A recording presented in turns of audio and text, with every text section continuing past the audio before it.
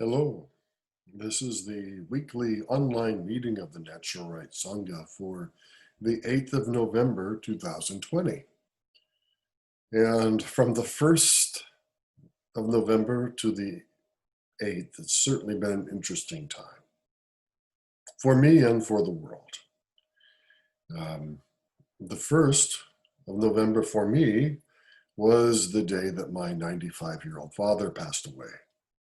And his passing away was not a surprise. He was 95 and he'd had congestive heart failure um, before and almost passed away from it a few months ago, but he'd come back. And then he had a rapid decline and passed away Sunday morning. It was relatively peaceful and painless. And he got to see his sons and his daughter and his daughters-in-law and his grandchildren and everything. So he passed away and some good friends. So he passed away in a pretty good place. And then 2 days later, November 3rd was my birthday and election day, the same day. How lucky I was. Well, so this election was very interesting. Now just as I'm preparing this, on Saturday the 7th, word came in that Biden has won.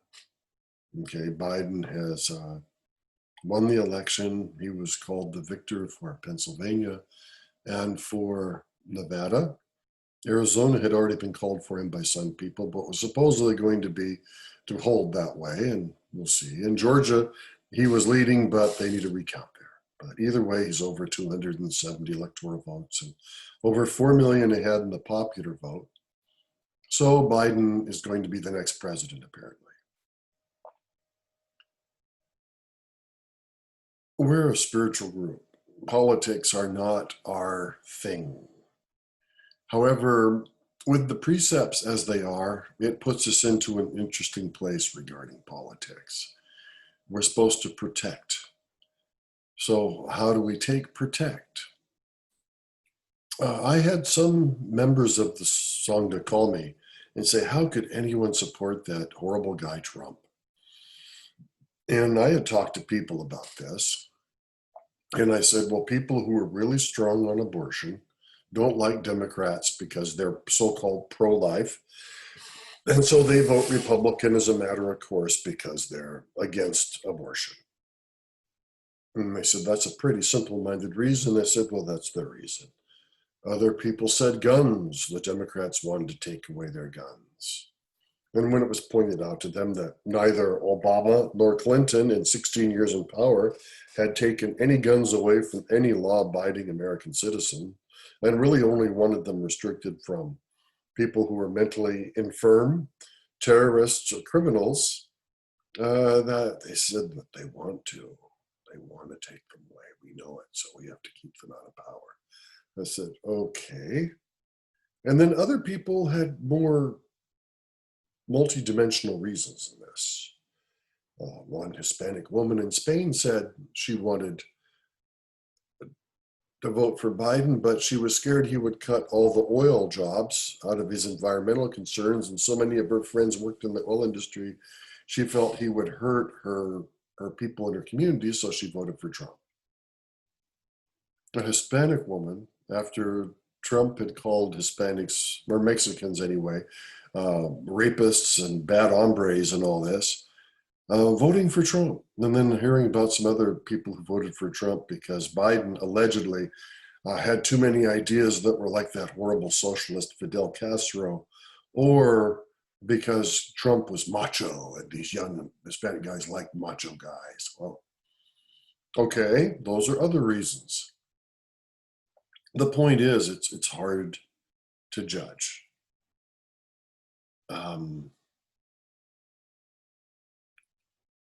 Many of the board members of the Natural Rights Sangha hold that Trump was totally unequipped, unable, terrible as a president because he was a basically proved sex criminal who, if he weren't rich and powerful, would have to register as one, as a sex offender, is a racist. Well, they called him a racist rapist, basically, who used racism regarding immigrants, Hispanics, anti-religious feeling regarding Muslims as a great way to appeal to the people many of the people who supported him. They felt he was ignorant, unqualified, unintelligent, a failed business person, a con man, a shyster, etc., etc., etc. And so how could anyone vote for him as president? Then, in this last election, over 70 million did. Over 70 million people voted for Trump, despite all those accusations against him and assertions which are true against him from many people. So we have to look at this.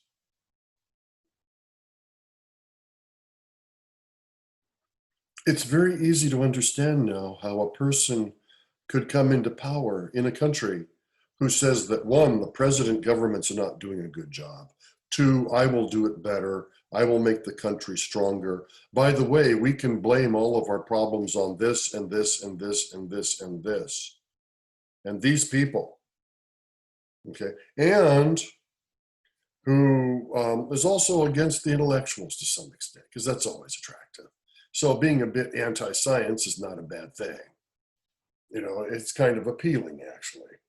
Gets the intelligentsia squirming and squealing. Watching those liberals squeal is always fun. Well, we could be talking about Trump, or we could be talking about Hitler. Both said the present government is bad. I'll make it better. In fact, I'll make us wonderful again. And they both had their scapegoats.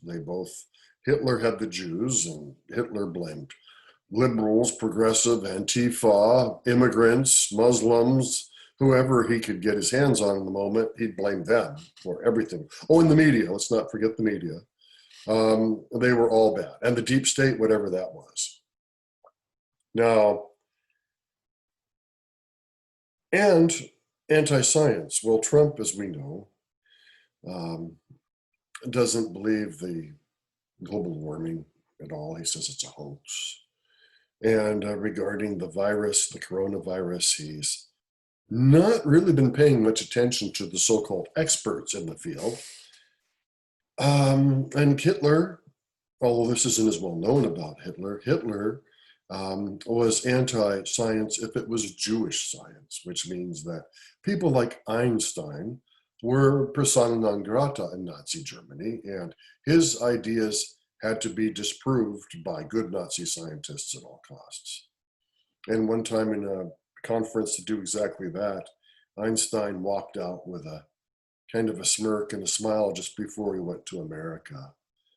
And the person said, what are you thinking about?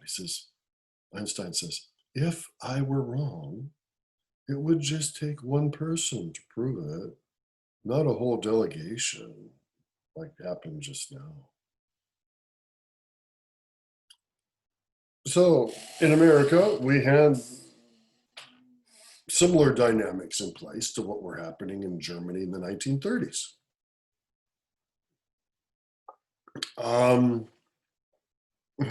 At least that's how some people saw it. Now, many Trump supporters would resist this notion and say, no, we're different. This isn't like that at all. And yet some of them grabbed guns and went to state capitals and protested and threatened people and wanted to fight left-wing protesters. And if you look at statistics since 9/11, many more people have been killed by right-wing Christian terrorists than have been killed by any Muslims in America. Many more. And the law enforcement agencies in America consider white, right-wing, so-called Christian extremist groups to be the biggest threat we have in our country. And they were all encouraged by the man who is still our president, Trump.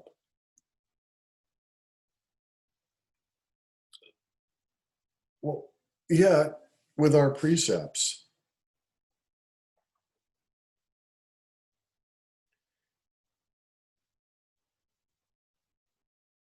We endeavor not to harm. We don't take anything not offered. We protect people, but we don't go out to beat the crap out of anybody. Okay, or certainly to kill them, and it's always a fine line. Do we protect them? How far do we go to protect? What is that line?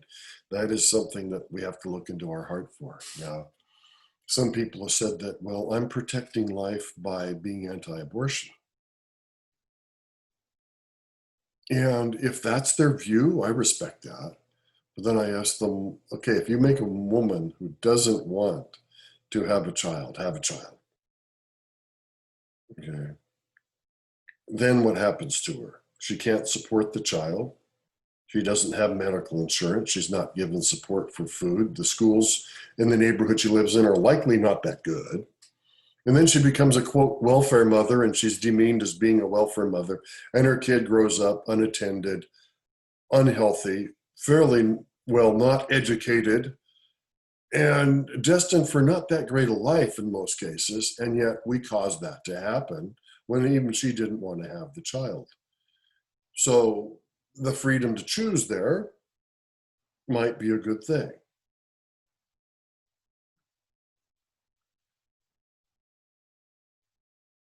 $70 million people voted for a person who is quite accurately called a racist and a rapist and a con man and a shyster and a defrauder and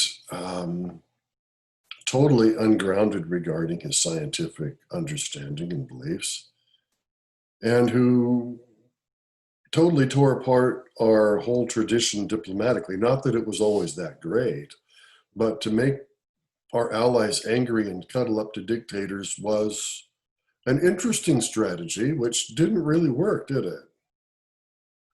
Um,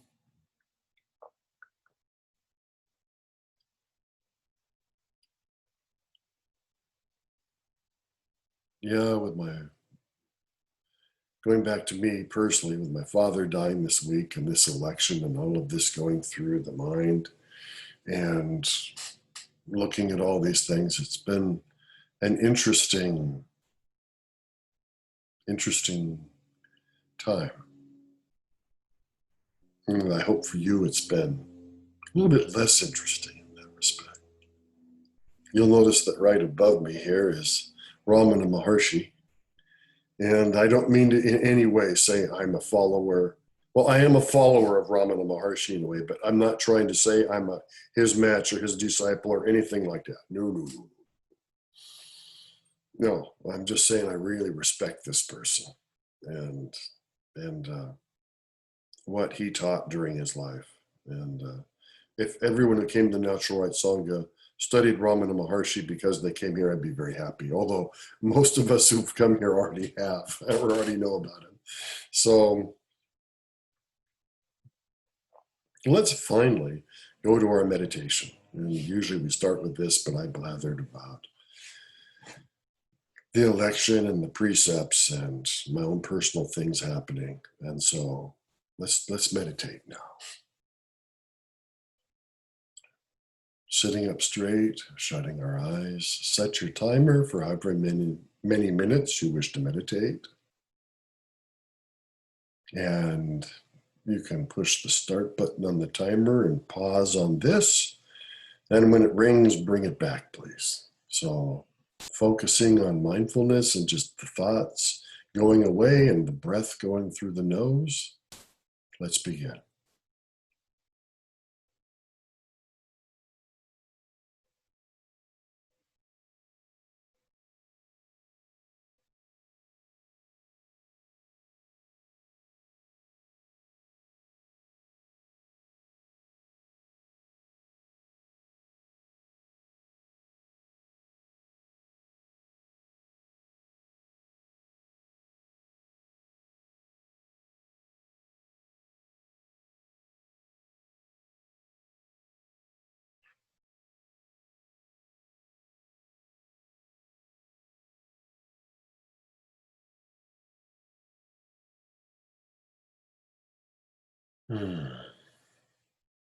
Okay, we're back. I hope it was a nice meditation. I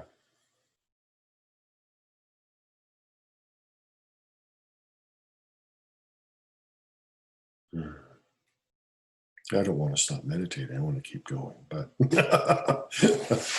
later.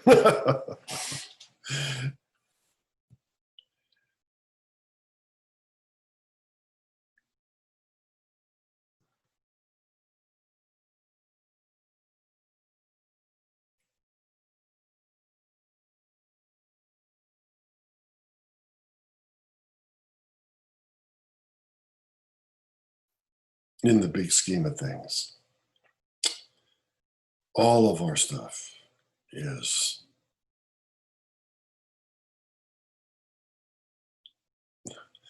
just stuff.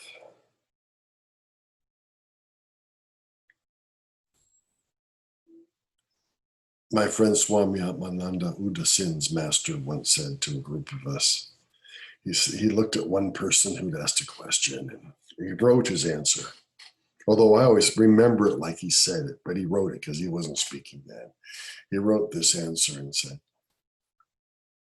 "Do you really believe that if you and I died today, that it would make any difference to the world?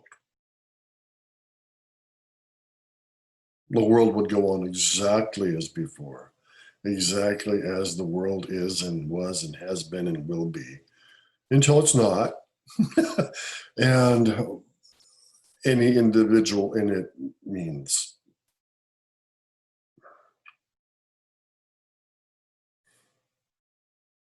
like one grain of sand on a beach being hit by a raindrop.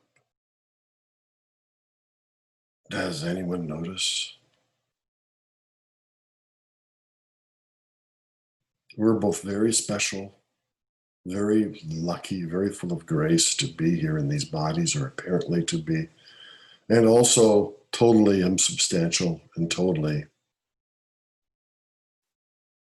what?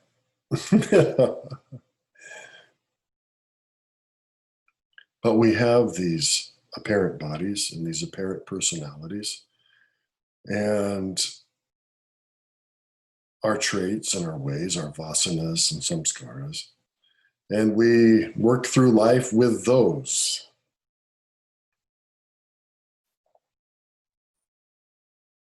And when we're aware of them, we can work on changing them, or in the case of vasanas and samskaras, letting them go.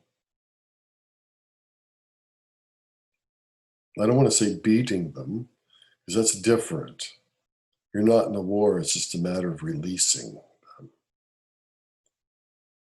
Yeah. And some you don't want to, some are okay.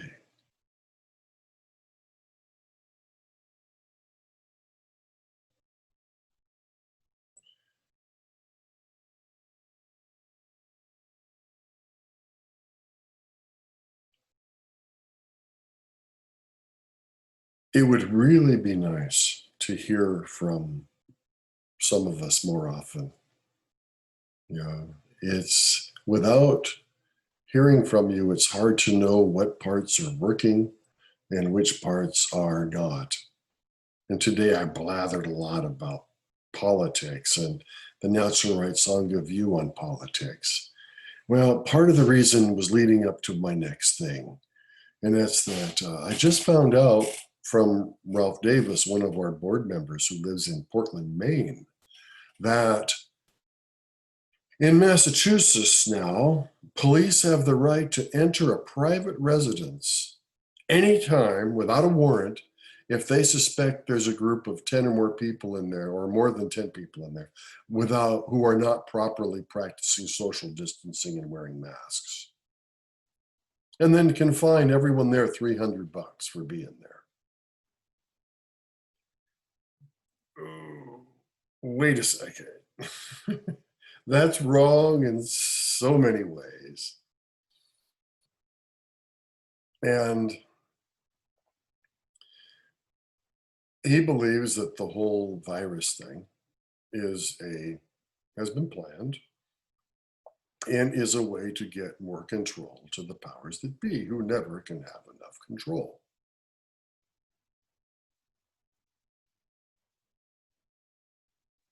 And certainly This was his one regret that he stated about Biden's election, is Biden seems to have swallowed the Kool-Aid regarding everything regarding the coronavirus and everything about it, and seems to be aiming towards vaccines for everybody. Well, as we've talked about before, to try to force people to take vaccines, what's one thing? That's wrong, okay? But to try to make them take one that still has harmful ingredients in it and has not been properly tested, and which you yourself have studied and found out that, oh my God, I do not want to take this thing which contains formaldehyde or mercury or aluminum or whatever else they have in there. No, I don't want that in my body, thank you. So it's an interesting time for we members of the Sangha. We might be making some very interesting calls very quickly. As I've mentioned before, I'm worried that without a little health card saying I've had these inoculations, they won't let me travel internationally anymore, or that it's aimed towards that. But then I wouldn't be able to go see the home mountain of Ramana Maharshi in India anymore, unless I took the darned vaccine.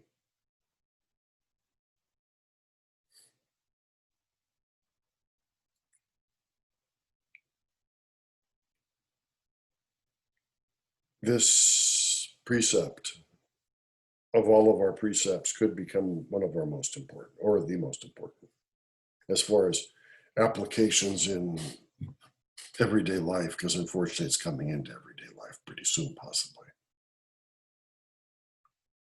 So keep an eye out. It's even worse in New Zealand and Australia. The fines are bigger. They have more draconian control there over people. Let's see what happens in Europe. Let's see what happens here. Massachusetts is a liberal state, yet the police can burst into your house anytime they think you're having a party without a warrant.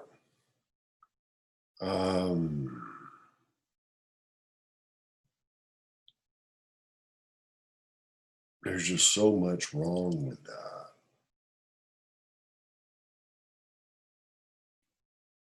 Mm.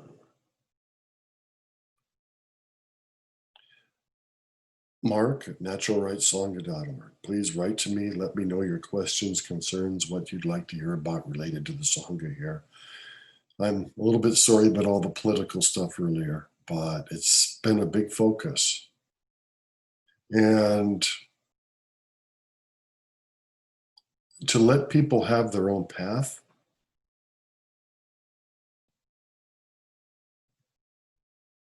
the political path might be almost as hard to let people have as the spiritual path.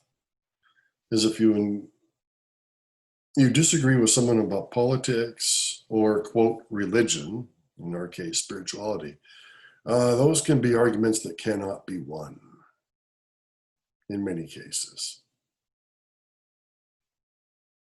Religions come down to faith and feeling a lot of the time. And unfortunately, so do politics, even though they're supposed to be somewhat rational. Oftentimes they don't. I have a relative whose sister whose sister lives on Social Security and Medicare. Okay, that's all she has. And yet this woman was going to vote for a person who has done all he could to cut Social Security and Medicare. And I said, how could you do this? This person is trying to put your sister on the street. And she looked at me and just said, well, I don't like the fact that Biden could have a Senate pension, a vice president's pension, and a presidential pension. I went, so what? In the big order of things, out of 300 million people, him having 3 pensions means nothing. She didn't like me saying that.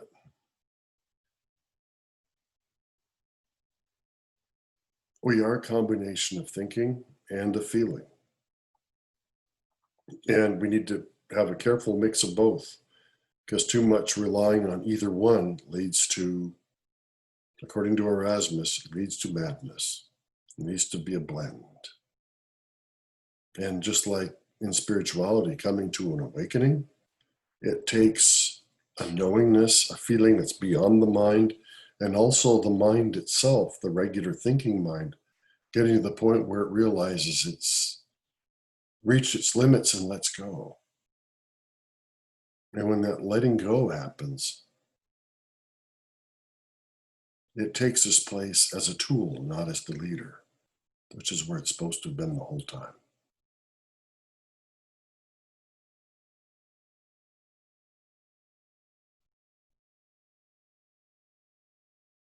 All right, well, let's go to the 4 agreements, the end of our meeting.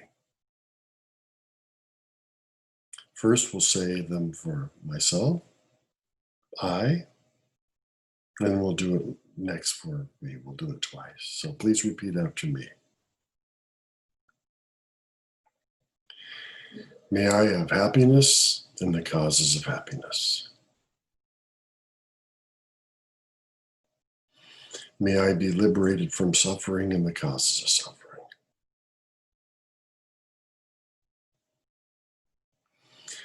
May I never be separate from the happiness that is free of sorrow.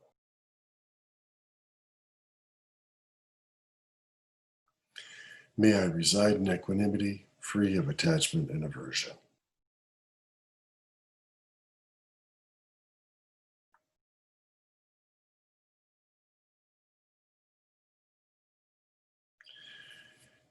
Next, we'll do it for we. It can be you and your loved one, you and a friend. It can be you and everybody on the planet.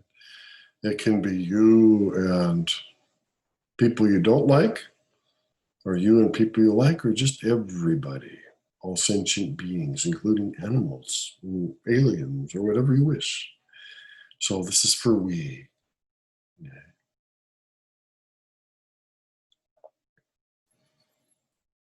May we have happiness and the causes of happiness. May we be liberated from suffering and the causes of suffering.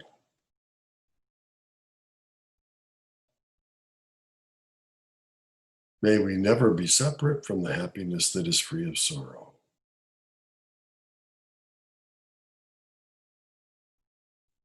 May we reside in equanimity, free of attachment and aversion.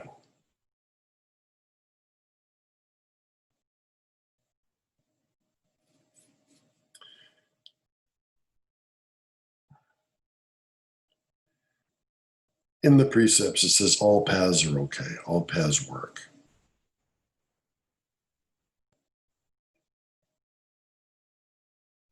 This is very true spiritually.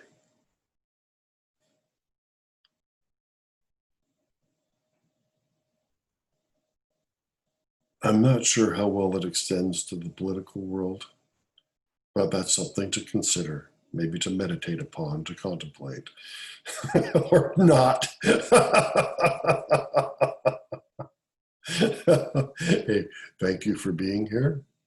And please send questions or comments to mark@naturalsangha.org.